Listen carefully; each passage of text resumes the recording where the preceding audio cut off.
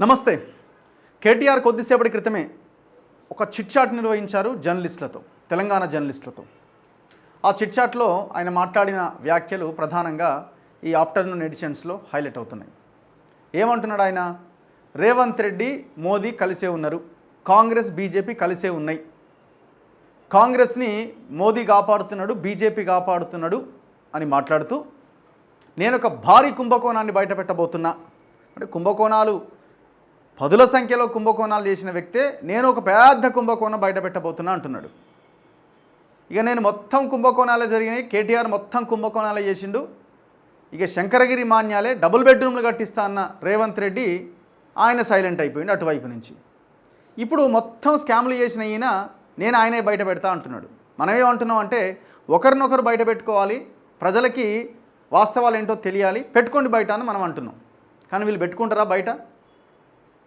వీళ్ళు బయట పెట్టుకుంటారు. అన్ని పనికిమాలిన ముచ్చట్లే ఇవన్నీ. ఈయన బయట పెట్టాడు, ఆయన బయట పెట్టాడు, ఆయన లోపలయ్యాడు, ఈయన ఏమీ చేయలేడు, ఎవరూ ఏమీ చేయలేరు. వాళ్ళకు అనుకూలంగా ఉన్న దగ్గర ఇద్దరు దాంట్లో ఇన్వాల్వ్ అయిన దగ్గర పంచక తింటారు. మధ్యలో బీజేపీ కూడా ఉందనుకోండి, మళ్ళీ ఇద్దరే కాదు, మళ్ళీ ఇద్దరే ఉన్నారా, బీజేపీ ఆయన లేడంటే ఆయన కూడా ఉన్నాడు, ఆయన అటువైపు నుంచి ఆయన నిలబడి చూస్తున్నాడు నాకేదని.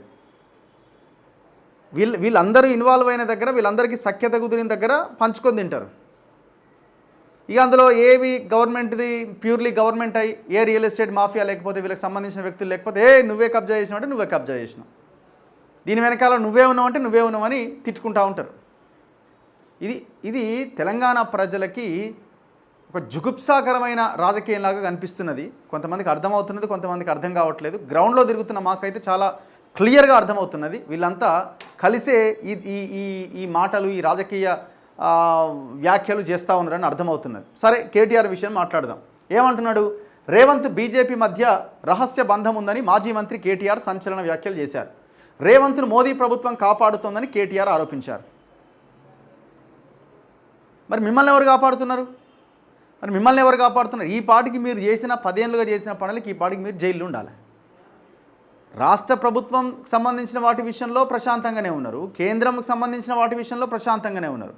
ఎవడు జైలుకి పోయింది లేదు, చేసింది లేదు. కానీ ఒక ఆయన పంపిస్తా అంటాడు, దమ్ముంటే పంపి అని ఇంకొక ఆయన అంటాడు, మేము అధికారంలోకి వస్తే పంపిస్తా అని ఇంకొక ఆయన అంటాడు.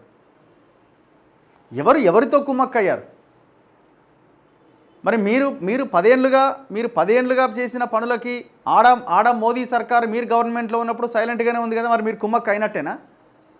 ఇప్పుడు రేవంత్ రెడ్డితో వాళ్ళు కుమ్మక్క అయితే ఖచ్చితంగా మీరు ఆనాడు కుమ్మక్క అయినట్టే. సింపుల్. మనమేమంటున్నాం అంటే అందరూ కుమ్మక్క అయ్యే ఉన్నారని అంటున్నాం మనం. సింపుల్. ఎవరు దీనికి మినహాయింపు? ఈయన కాదు, ఈయన సాంప్రదాయాన్ని ఇది అంటారు కదా, అట్లేమన్నా ఒక ఆయన ఏమన్నా మంచిగా పనిచేస్తే ఆయన ఒక ఆయన ఉన్నాడా? ఏమన్నా ప్రజల కోసం ఆలోచించి వీడు నా శత్రువు అని గిరిగీసి కొట్లాడుతున్న వాళ్ళు ఎవరైనా ఉన్నారా?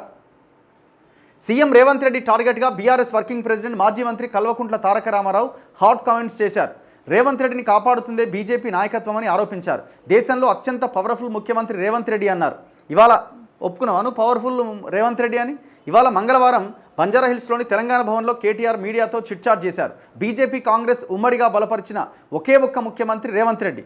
రాజకీయ బాంబులు పేలకపోవడంతో మంత్రి పొంగులేటి శ్రీనివాసరెడ్డి సైలెంట్ అయ్యారని విమర్శించారు.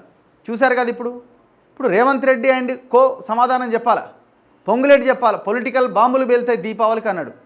దీపావళి బాయ్, సంక్రాంతి బాయ్, మళ్ళీ దసరా దీపావళి కూడా వస్తున్నది. మరి ఇంత పెద్ద భారీ కుంభకోణాలకు పాల్పడ్డ ఒక్కడిని అరెస్ట్ చేయలేదే?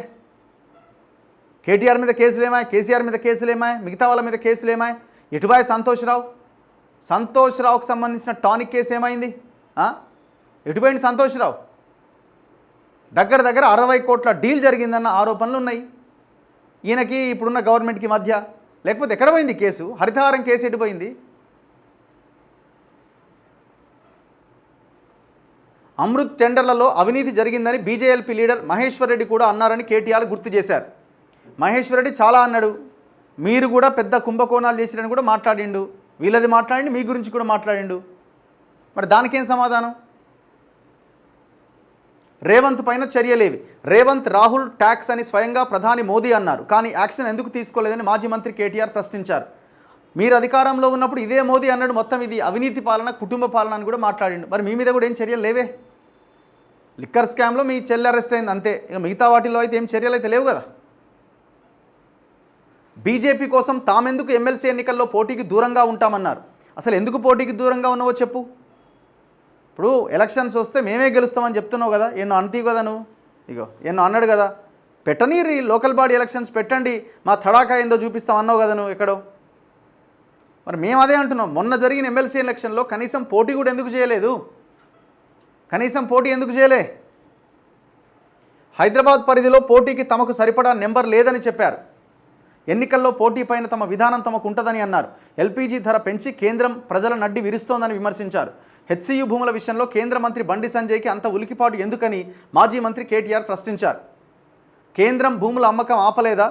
రేవంత్ రెడ్డికి బండి సంజయ్ రక్షణ కవచమని మాజీ మంత్రి కేటీఆర్ ఆరోపించారు. కేంద్ర ప్రభుత్వం అనుకుంటే హెచ్సియు భూముల అమ్మకం ఆపలేదా అని నిలదీశారు. జాతీయ పార్టీలను నమ్ముకుంటే తెలంగాణ మునిగినట్లే అని విమర్శించారు. వరంగల్ సభ ద్వారా ఇదే సందేశాన్ని కేసీఆర్ ప్రజలకు ఇవ్వబోతున్నారు. హాస్టల్స్, గురుకులాల్లో సన్నబియ్యం ప్రవేశపెట్టిందే కేసీఆర్. సన్నబియ్యం కాన్సెప్ట్ కొత్తదేమీ కాదు. ఇచ్చిరా మీరు రేషన్ షాప్లో సన్నబియ్యమైన పంపిణీ చేశారా? లేదే. లోకల్ బాడీ ఎన్నికలు పెడితే కాంగ్రెస్కున్న ఆదరణ ఏంటో తెలుస్తుంది అని మాజీ మంత్రి కేటీఆర్ అన్నారు. లోకల్ బాడీకి ముందు మొన్ననే జరిగిన ఎమ్మెల్సీ ఎలక్షన్లో ఎందుకు పోటీ చేయలే? దీనికి ఆన్సర్ ఉండదు. ఇట్లా ఇక వరంగల్ 1200 ఎకరాల్లో వరంగల్ సభ పెడతారట. కేసీఆర్ దిశానిర్దేశం చేస్తారట. అన్ని జిల్లాల నేతలతో బీఆర్ఎస్ అధినేత కేసీఆర్ చర్చించారని మాజీ మంత్రి కేటీఆర్ చెప్పిండట. వీళ్ళ టార్గెట్ మొత్తం లోకల్ బాడీ ఎలక్షన్స్ అండి, ఇంకేం లేదు. టార్గెట్ మొత్తం లోకల్ బాడీ ఎలక్షన్స్.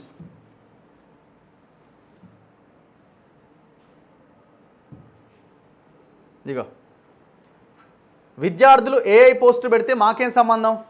400 ఎకరాల వెనుక బీజేపీ ఎంపీ ఉన్నాడు. 2-3 రోజుల్లో భారీ స్కామ్ బయటపెడతా. ఢిల్లీలోనే 2 జాతీయ పార్టీల జుట్టు. రేవంత్వి నెగిటివ్ పాలసీలు, పాలిటిక్స్. చిట్చాట్లో మాజీ మంత్రి కేటీఆర్. మేము నీకు సంబంధించిన ఇదే కేటీఆర్కి సంబంధించిన 1000 కోట్ల కుంభకోణాలు మేము బయటపెట్టినాం. మరి దానికి ఆన్సర్ చేయి. 55 చెరువులు రియల్ ఎస్టేట్ కంపెనీలకు అప్పజెప్పి, ఓ ఫినిక్స్ లాంటోడికి, ఓ వర్టెక్స్ లాంటోడికి, ఈ వాసవి లాంటోడికి అప్పజెప్పి మొత్తం భూములన్నీ కబ్జా పెట్టించినావు. ఇది వాస్తవం కాదా? ఇది కళ్ళ ముందు కనబడతలేదా? దీని మీద మాట్లాడవా? ఇప్పుడు నువ్వు 400 ఎకరాల గురించి మాట్లాడుతున్నావు. నువ్వు ప్రతిపక్ష నాయకుడివే కదా. గడ కొండకల్ తాండాలో 600 ఎకరాలు కబ్జా చేస్తుంటే ఎందుకు సైలెంట్గా ఉన్నావు? అందులో నీ పాత్ర కూడా ఉందనే కదా. అందులో కాంగ్రెస్ ఇన్వాల్వ్ అయింది, పొంగులేటి శ్రీనివాసరెడ్డి. మరి నువ్వు పోరాడాలి కదా వాళ్ళ కోసం, ఎందుకు పోరాడతలేవు? నువ్వు కూడా అందులో ఇన్వాల్వ్ అయినావు కాబట్టి. ఇది 400, అది 600. ఇది ఇక ఎస్టేట్ ప్రాపర్టీస్ సంబంధించిన పుస్తకం ఇది. మిస్టర్ కేటీఆర్, ఇది ఎస్టేట్ ప్రాపర్టీస్ సంబంధించిన పుస్తకం. దాదాపుగా ఎస్టేట్ ప్రాపర్టీస్ 2300 చిల్లర ఎస్టేట్ ప్రాపర్టీస్. దీనికి ఒక ఎస్టేట్ ఆఫీసర్ ఉంటాడు. ఆనాడు నిజాం కాలంలో ఆర్థికంగా ఇబ్బంది లేకుండా ఉండడానికి ఎస్టేట్ ప్రాపర్టీస్ని బిజినెస్ దానికోసము లీజుకి ఇస్తారు. ఆ లీజు టైం అయిపోయిన తర్వాత ప్రభుత్వాలు వాటిని స్వాధీనం చేసుకోవాలి. ఎవరండి కబ్జాలు చేసింది ఇవన్నీ? ఇప్పటికి ఇంకా ఒక 700-800 ఎస్టేట్ ప్రాపర్టీస్ ఉన్నాయి. దాదాపు మొత్తం 2300 ప్రాపర్టీస్లో అన్ని కబ్జా అయినాయి, ఇంకా కబ్జా అవుతూనే ఉన్నాయి. ఎగ్జాంపుల్ దీనికి సిటీ లైట్ హోటల్ ఆనాడు కూలిపోయింది కదా. ఆ హోటల్లో ఎవరి నిర్మాణాలు జరుగుతున్నాయి? ఎక్కడిదా హోటల్? ఎస్టేట్ ప్రాపర్టీ కాదా? గవర్నమెంట్కి చెందాల్సింది కాదా? పద్మారావు గౌడ్ కడుతున్నాడు. అలా అవేంది మడిగలు కట్టి అమ్ముతున్నారు. ఒక్కొక్క మడిగ ₹1,00,00,000 అమ్ముతున్నారు. ఇది ఎవరెవరు కలిసి చేస్తున్నారు? కేటీఆర్, తలసాని శ్రీనివాస్ యాదవ్, ఈ హైదరాబాద్ ఉన్న ఎమ్మెల్యేలు కలిసి చేయట్లే. మొత్తం డేటా ఉన్నది. ఎవడు కబ్జాలు చేసింది? అందరు కబ్జాలు చేస్తూనే ఉన్నారు. ఆయన అయిపోయింది, ఈయన స్టార్ట్ అయింది. ఇప్పుడు ఆయన నేను పెద్ద ఏమి చేయనట్టుగా ఇప్పుడు వీళ్ళ మీద మాట్లాడుతున్నాడు. ఈయన అన్నాడు నీకు డబుల్ బెడ్రూమ్ కట్టిస్తా, ఆ లోపలేస్తా అన్నాడు. ఈయన సైలెంట్గా ఉన్నాడు. ఒక్కడికి కూడా చిత్తశుద్ధి లేదు. ప్రజల గురించి ఆలోచించే సోయి అంతకన్నా లేదు. పెట్టుకోరు బయట. కేటీఆర్దేమో రేవంత్ రెడ్డి పెట్టాలి, రేవంత్ రెడ్డిది కేటీఆర్ పెట్టాలి. కేటీఆర్ బండి సంజయ్దో ఇంకొక ఆయనది బీజేపీ ఎంపీ ఎవరు అంటున్నది ఆయనది పెట్టాలి. ఆయన వీళ్ళిద్దరిది పెట్టాలి.